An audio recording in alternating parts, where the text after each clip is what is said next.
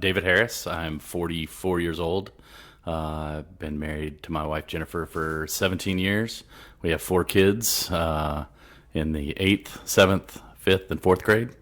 And been working out here since about a week before shutdown. I remember, man. And your wife was going to start like the day it shut down. Yep. And then, and so my wife's a teacher, so she's back in school teaching. And I came back to the gym when it opened up, and trying to come pretty consistently since then. Yeah, man. You've gotten, I believe, great results just with everything you've been doing really since January, since before you started at the gym. So before we dive into that, let's go before, like long ago. Give me a little background growing up, any sports, any struggles with weight, anything like that? No, I was in really good shape in high school and first couple years of college. I was a swimmer in high school. I swam a lot, did pretty well. Broke my shoulder actually swimming. And then in between my freshman and sophomore year in college, I had surgery to fix that. How'd you break your shoulder? We were using paddle work on backstroke, and I decided to race, and I extended the paddle back too far, and like I said, I was pretty good, and I ripped it out, and it popped a little bone, just like chipped it a little bit, and when they went in, they just scoped out and ground down that bone. Do you still feel it today? I don't have quite the range of motion in the back of my, bringing my arm up on my right arm, but no, I mean, I did the rehab stuff, and it's good. I mean, it's not an excuse for anything. Yeah, but that was like 20 years ago, or 25 years ago. 25, almost 25 years ago. Wow. Yeah. So after that, I mean, I was in the Corps at A&M. So freshman year, you kind of have to stay in shape. Yeah. How much did you weigh back then? Like 170 at the highest. I think. We didn't weigh ourselves. Yeah. But I was, like a 32-inch waist. Wow. I still had the same big chest. I was like a 48 and a 50-inch sport coat chest. And then after surgery, I was still eating like a swimmer. Yeah. Gained a little weight, lost a little more at the end of my A&M time. Then I started working at a restaurant right out of college, or actually before I finished college. In College Station? Yeah. Which so one? I ran Copy Bridge for 11 years. So we started with one and finished with 3 restaurants. And so did you eat Copy Bridge every day? It was the never-ending soda fountain and free food, and I gained about 120 pounds over 10 years. Yeah. Wow. Yeah. I mean, okay, so that was like age 22 to 34 or 32? Yeah, age 22 to 31, 32. Yeah. I mean, would you attribute the majority of that to, not saying anything negative about Copy Bridge, but would you attribute the most of that to working in that environment? Yeah. Well, I was letting it cause that problem. So I was the general manager. I ran the 3 stores, and I never worked out. I mean, I was working 60, 70 hours a week, sometimes 80. Football games, I'd go in Thursday morning, and I wouldn't see my wife till Sunday. Yeah. It was that, and I was still drinking beer back then.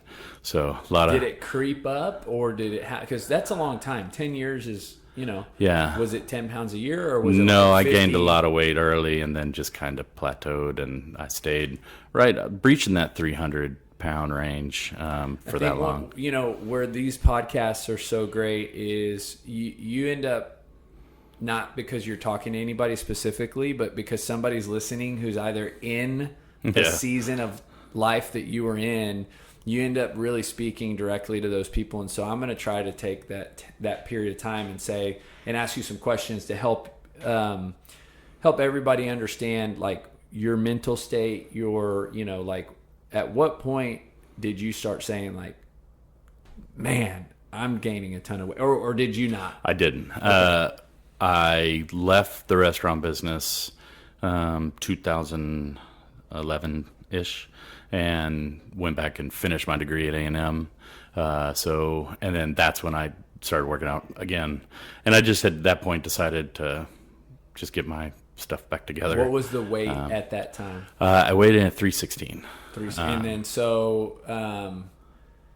do you remember any like specific times you weighed yourself in that 10 years, like you hit 250 or you hit 275? It was just all. It was just all of a sudden kept buying bigger pants. Okay, so went from a XL to a double X, and Yeah. I was just a lot bigger. And no, it definitely crept up on me, and I just really wasn't aware, didn't care, kind of depressed about all that, and wasn't going my way. I was letting work define me. Yeah. And it just was the way it was. Yeah. And in 2011, did something click, or did a moment happen that you felt like, man, I need to do something? Yeah, I went back to school to finish my degree because I wanted to show my kids not to give up, not to quit. Started working for a friend at a warehouse in Navasota, and just started working out, riding my bike and exercising, and went back to Gold's and started lifting weights again, which is what I really like. And I went from 316 down to 250. Wow. And then I hurt my knee, and gained it all right back. And How'd you hurt your knee? Standing on the driveway. I literally just slipped, and then I stopped riding, and it got cold, and then it didn't pick up riding again, and I went back up, and it was this year that I got to the heaviest that I'd ever been. Okay, so 2011. That was about 2013 that I lost all that weight. I guess a couple years you lost 65 pounds. No, I lost it in like a year. How'd you change your eating habits? No more copy bridge. Yeah, that was a big part. I cut out sodas. That was when I started cutting out sodas, and I went to the zero sugar sodas. And I just did calorie restriction. I mean, I was weighing my food, and I would pack all my lunch because where I worked, there was no place to eat. Yeah. So it was pack your lunch every day, and I just packed my portions, and that's all I could eat. Was it hard? It was hard at first to realize that being hungry was okay. Like if I was hungry, I just ate a copy bridge because I could. Yeah. So once I realized that, being hungry is fine, the weight came right off. And then cycling, it came right off. How high were your miles on cycling? I'd ride about 20 miles a day, Wow. 4 or 5 days a week. Yeah. At what time of the day? Oh, in the heat of the day. I love working out when it's super hot. Yeah. Did you get into cycling, like going out and doing races, or was it? No, my dad was always cycling, and I mean that was what we did as kids. We did a loop around Dallas that was like 12 miles. And what was your loop here?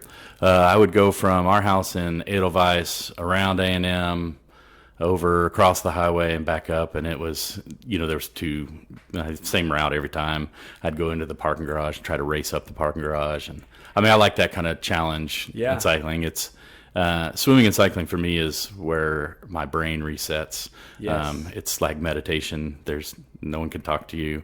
Yes. I can't talk to anybody else. You're not being interrupted. Yep, can't be interrupted. Can't talk on your phone, and so that's where I work out all the stuff in my head and just kind of clear your head. And it's it was a lot of hour, 2 hour rides that just got me going. Yeah. I love it.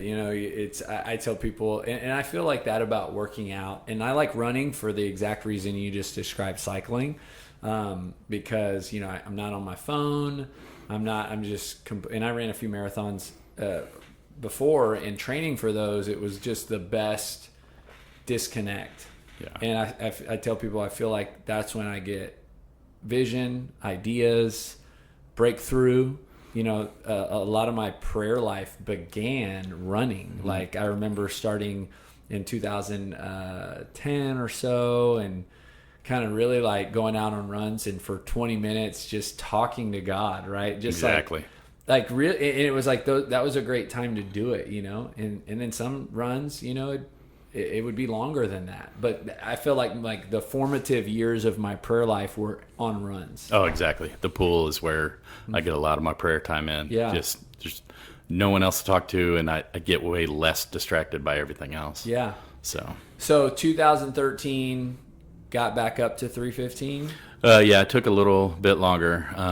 Got up, and I really kind of just stopped weighing myself again. Wasn't happy, and it was Christmas this year that I weighed myself again and started looking and going, well, how much do I really weigh? And I was the highest I'd ever seen the scale. Had to buy a new scale. What was it at? It was at 344. 344. So that's, 6-7 year period. Mm-hmm. If you can give me any like insight into where you were mentally, and just kind of being honest and vulnerable, like was there discouragement, depression, frustration, anger, All of that.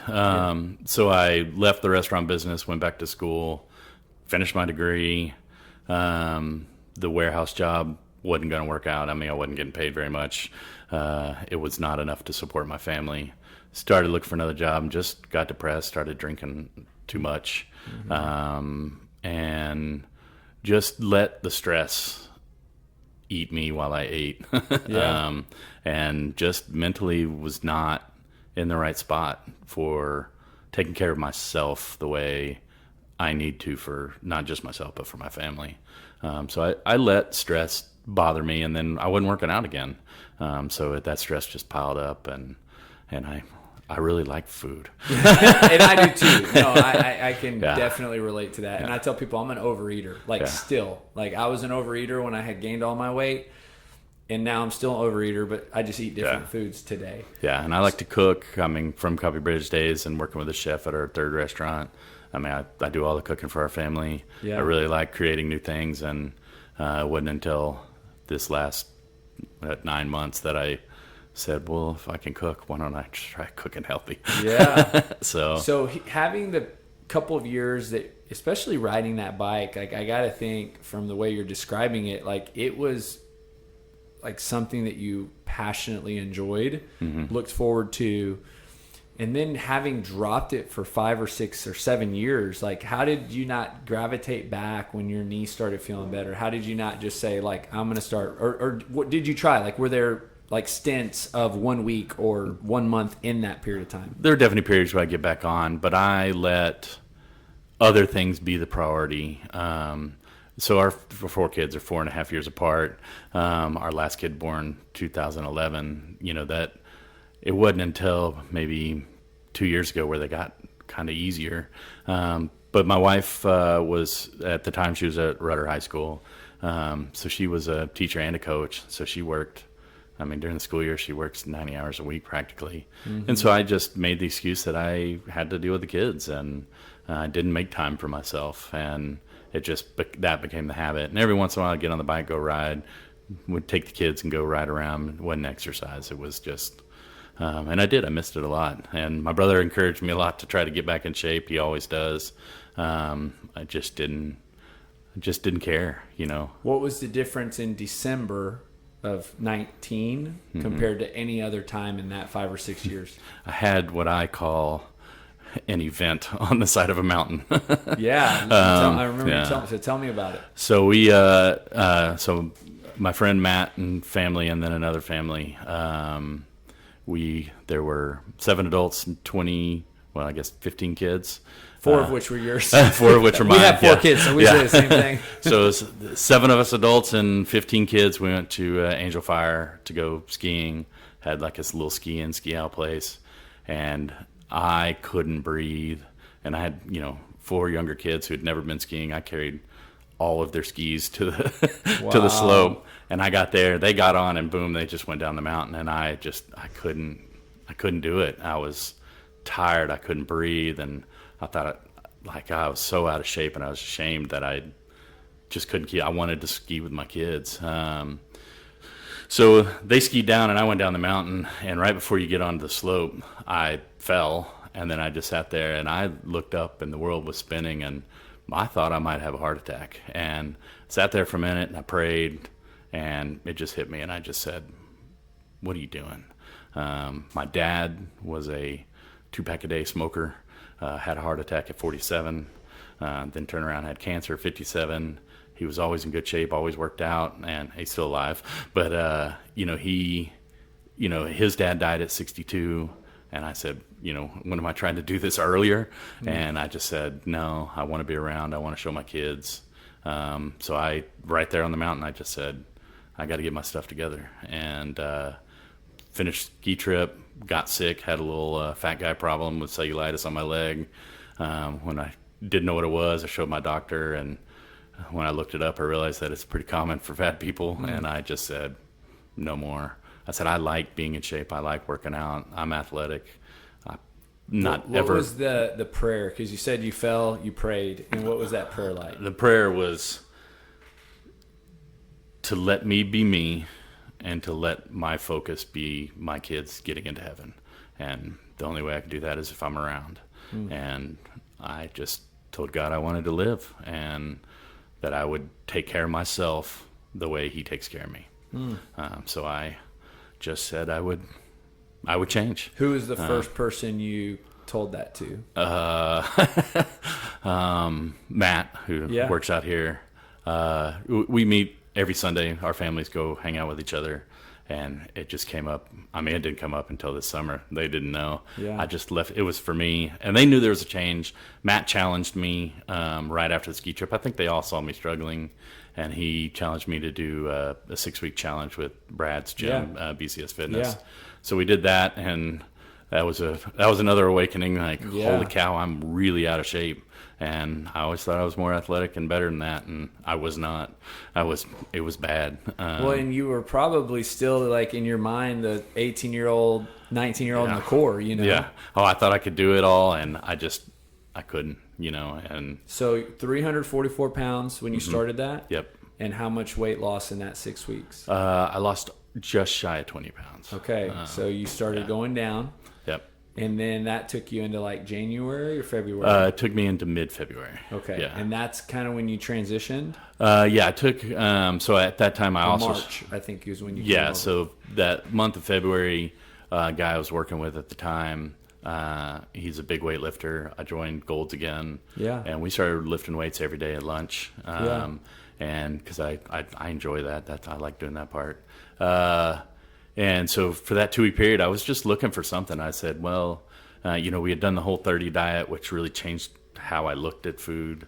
And I was just looking for something else to push me really hard. And I saw I think it was a Facebook ad, actually. Yeah. And I said, well, it's only 6 weeks. Yeah. And CrossFit scared me. And I was really afraid of injuries and just the whole mentality. I didn't know anything about it. And I said, well, it's not CrossFit, it's BoomFit. That's so right. I had no idea.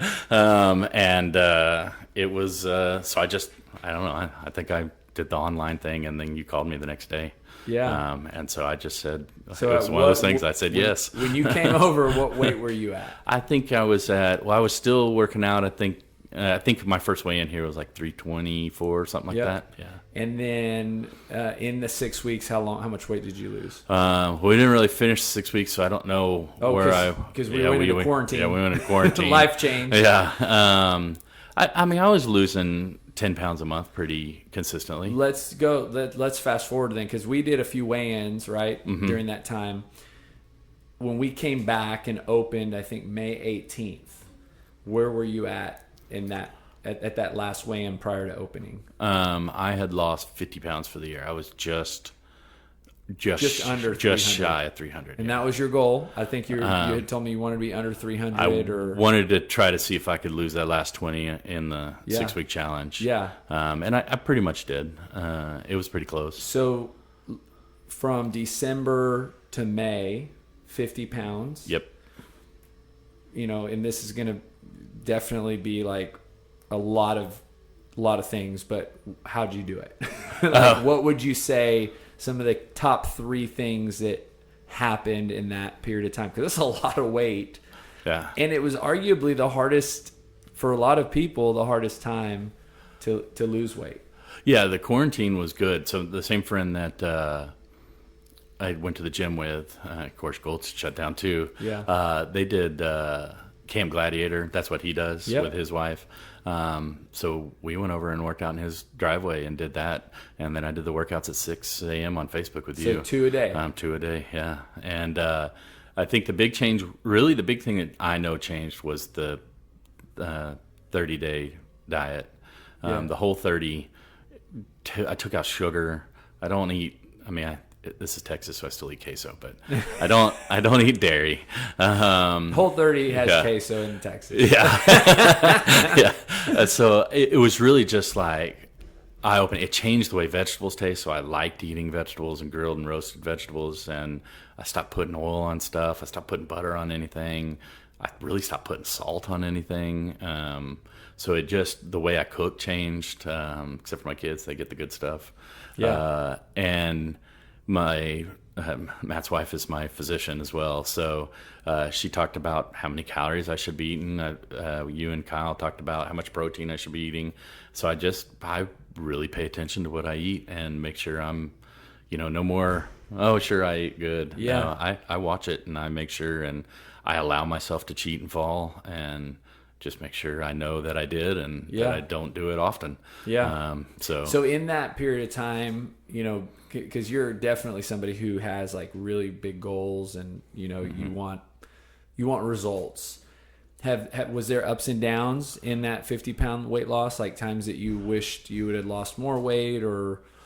No, I was pretty consistent. Yeah. I'm in a down right now for sure for the last 5-6 weeks, really. Yeah. I haven't lost a pound in at least a month. Perfect. So let's kind of walk our way to that. So from May to 6 weeks ago, what was the...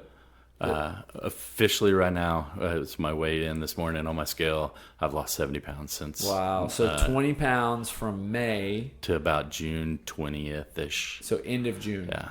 End of June. End of June. And so that next 20 pounds, did it come off just the same way the first 50 did? Yep. Very steadily. Yep. Still working out twice a day? The 2-a-days, so I changed jobs and I actually started my own company. Yeah. Another thing to do during quarantine. And so my time has changed a lot. Like my schedule is all over the place now. Yeah. So my wife and I are walking every night now. So I'm still trying to do something to just move my body twice a day. So you're doing 5 a.m. here and then walking in the evenings. Yeah, we walk 3 miles every night. And nutritionally, did you just keep doing the same type of eating? No, my doctor said, why don't you change it up? And so now I'm doing intermittent fasting. Okay, so let's talk a little bit about that. So how did that change your schedule, your eating schedule? Some people know what intermittent fasting is, some people don't.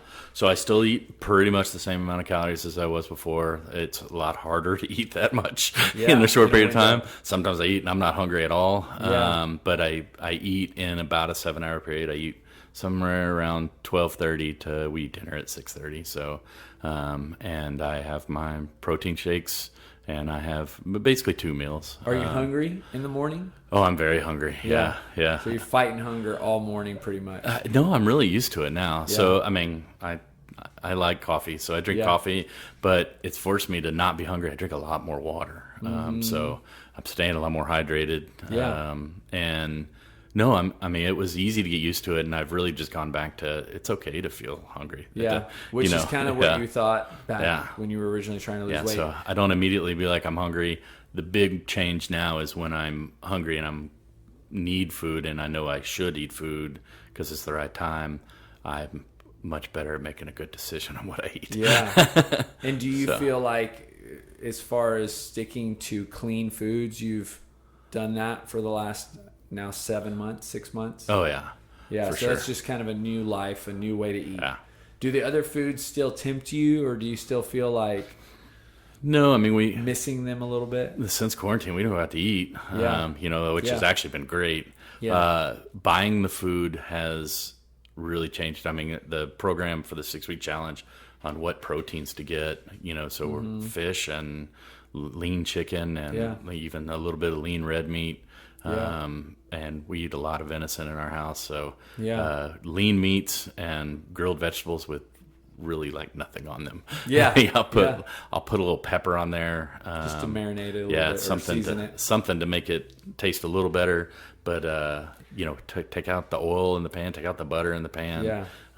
Eggs, egg whites. It is a spinach. whole new way, man, of life, and when you're living it, it's just your new way.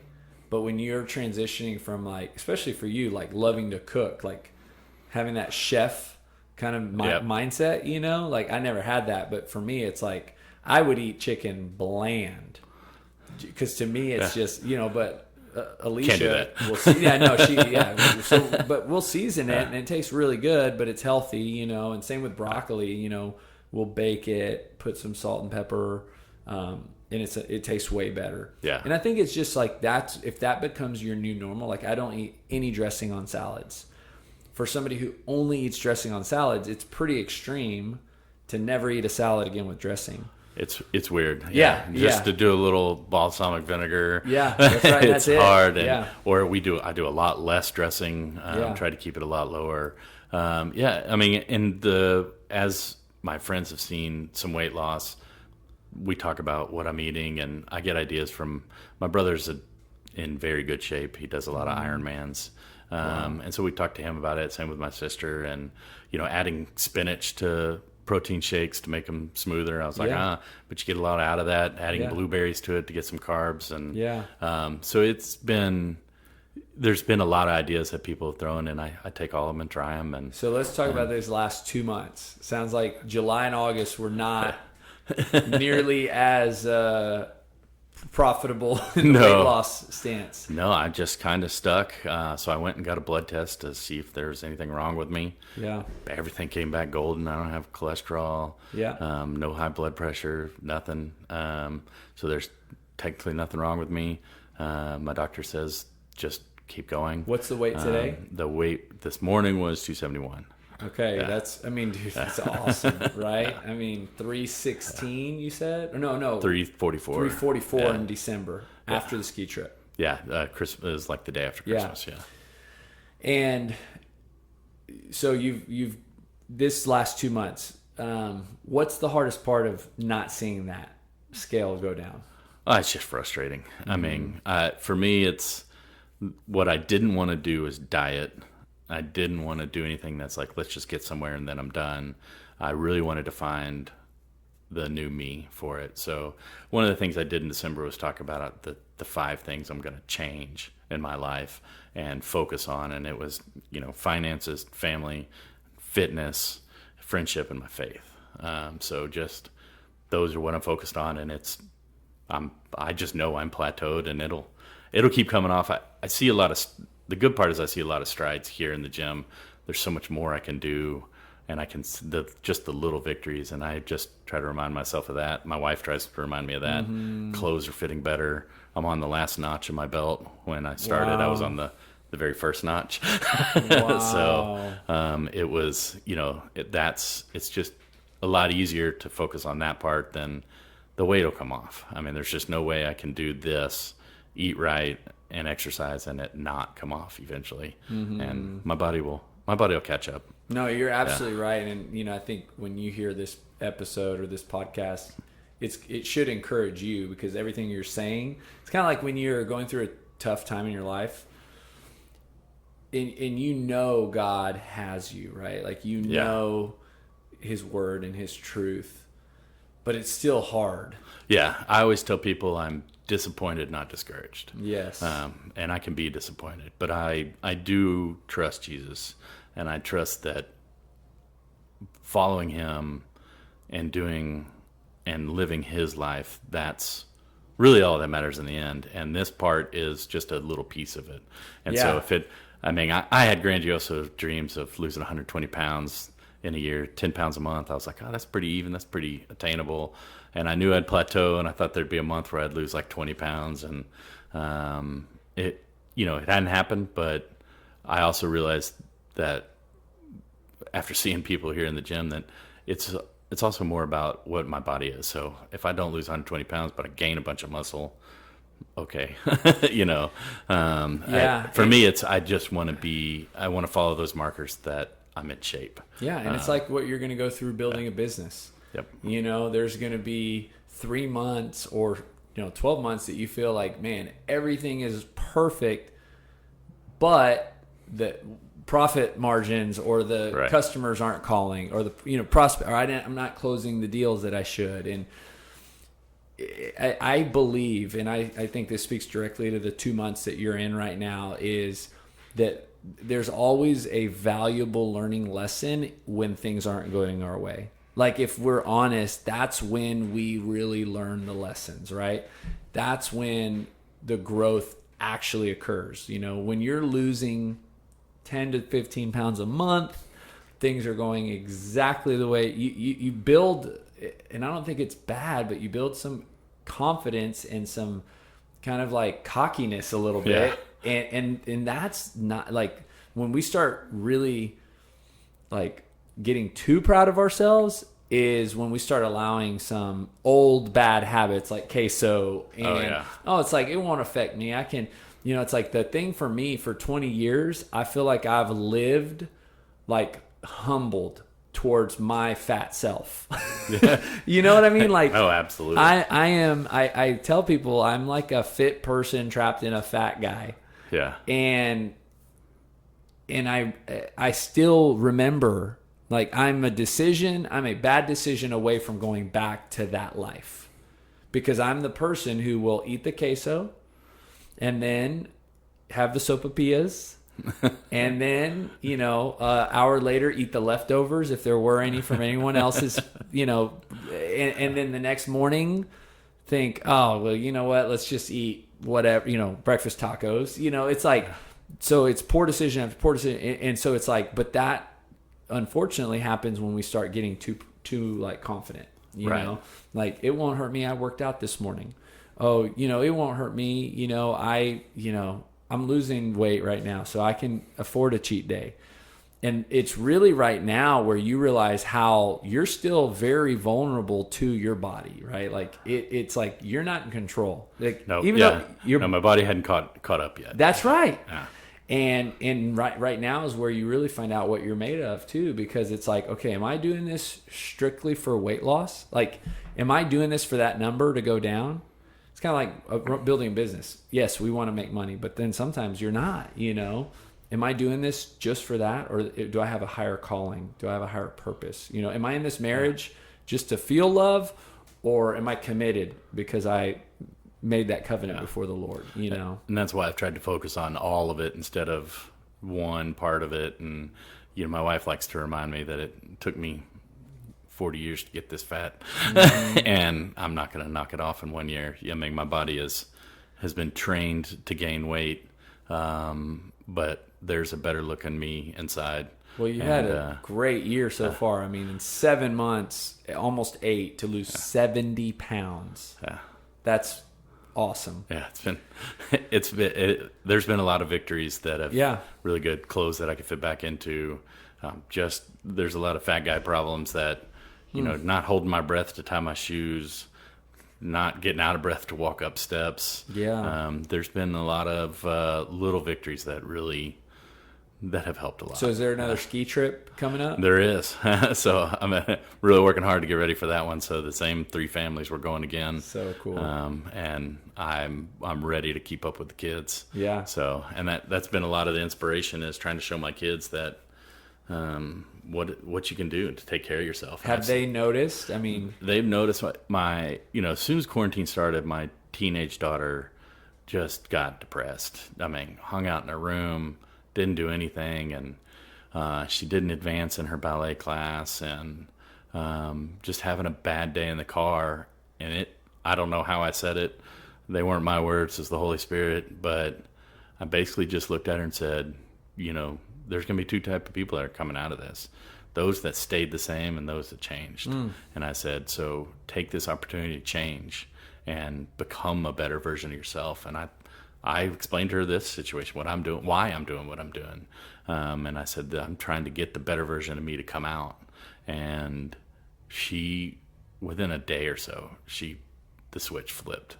And she got on her bike. She was riding like 10 miles a day. She was doing her homework. She started really practicing our dancing. Now she's made the dance team. Then randomly she tried out for the volleyball team. And I mean, she just turned on. And my son, same thing. He started attacking stuff and saying, I can do better. And they are. So I'm hoping that they can see that there is, letting that bad decision depress you more is just going to make another bad decision. Yeah. So we're all trying, and I just wanted to see them do the best they can do at whatever it is they decide. Yeah, on. I mean, you're leading by example, which is the absolute best way to do it, right? Doesn't feel like it sometimes, but yeah, I mean, it's consistency over a long. I mean, they're gonna have days that you're off, but over a period of time, consistency always wins. you know, and the person who doesn't quit is always there and showing those that, you know, probably are thinking about quitting that, hey, you don't have to. Yeah. I mean, I've just, there's been some, I think it was maybe yesterday or what's today, Wednesday. So Tuesday at the gym. I mean, I just didn't want to be there. Yeah. Like I thought about just like walking out, and it took everything, and I didn't have a good workout. And I didn't push myself, but I left the gym feeling pretty good. And so I worked out at lunch, went on my walk with my wife. And then yesterday I tried to make up for it. That's awesome. That's what I tell people, man. I don't want to work out every day. Yeah. Like that's not, there's actually more days than I'd probably like to admit that I'm not in the mood, but I have trained my body to be a slave to it, you know? Like, in other words, it's like, me not wanting to doesn't dictate whether I do it or not. Right. Which is, in my opinion, that's maturity in your fitness journey.